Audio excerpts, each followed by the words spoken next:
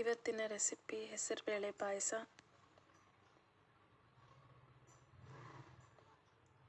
ಅದಕ್ಕೇನೇನು ಸಾಮಗ್ರಿಗಳು ಬೇಕಂತ ನೋಡೋಣ ಬರ್ರಿ. 1 ಕಪ್ ಹೆಸರುಬೇಳೆ, 1/2 ಕಪ್ ಅಕ್ಕಿ, ತುಪ್ಪ, ಗೋಡಂಬಿ ದ್ರಾಕ್ಷಿ, ಬೆಲ್ಲ, ಕೊಬ್ಬರಿ. ಮೊದಲಿಗೆ ಅಕ್ಕಿ ಮತ್ತು ಹೆಸರುಬೇಳೆನ ಹುರಿಯಬೇಕು. ಸ್ವಲ್ಪ ಕೆಂಪಗಾಗಷ್ಟು ಹುರಿದ್ರೆ ಸಾಕು. ಆಮೇಲೆ ಹುರಿದಿರೋದನ್ನು ಚೆನ್ನಾಗಿ ತೊಳೆದು ಬಸಿಬೇಕು.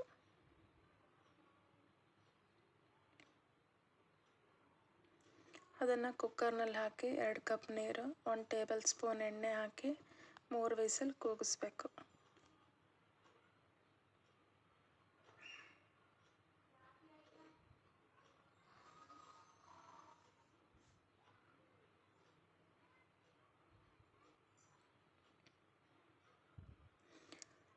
ಬಾಳ್ಗೆನಲ್ಲಿ ತುಪ್ಪ ಹಾಕಿ ಗೋಡಂಬಿ ದ್ರಾಕ್ಷಿನ ಹುರ್ಕೋಬೇಕು.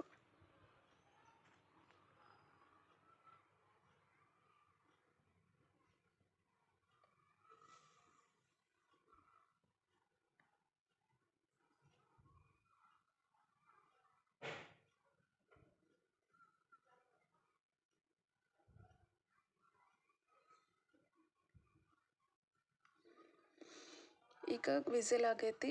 ಇದನ್ನು ಕುಕ್ಕರ್ ಇಳಿಸಿ ಮುಗುಚಬೇಕು.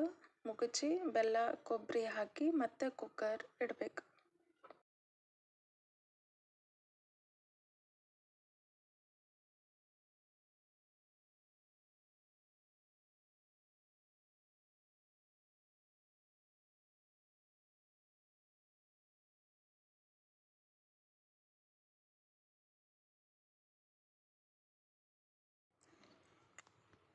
ಇದನ್ನು ಬಿಸಿ ಮಾಡೋಕ್ಕೆ ಇಡಬೇಕು 10 ನಿಮಿಷ.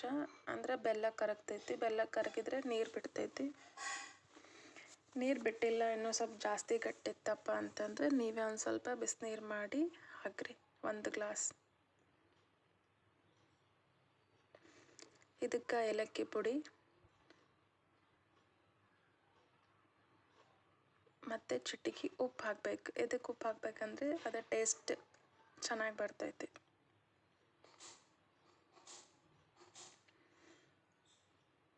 ಆಮೇಲೆ ಈಗ ಹುರಿದಿದ್ದು ಗೋಡಂಬಿ ದ್ರಾಕ್ಷಿನ ಹಾಕ್ಕೊಂಡು ಕಲಿಸ್ಬೇಕು.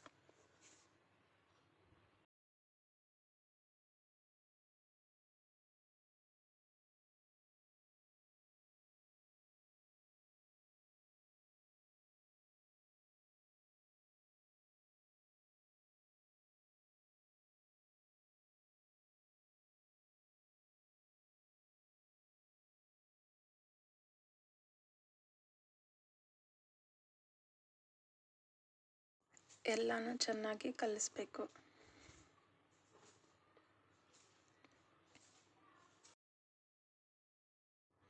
ಈಗ ಸ್ಟವ್ ಆಫ್ ಮಾಡಿರಿ. ಹೆಸರುಬೇಳೆ ಪಾಯಸ ರೆಡಿ ಆಯಿತು.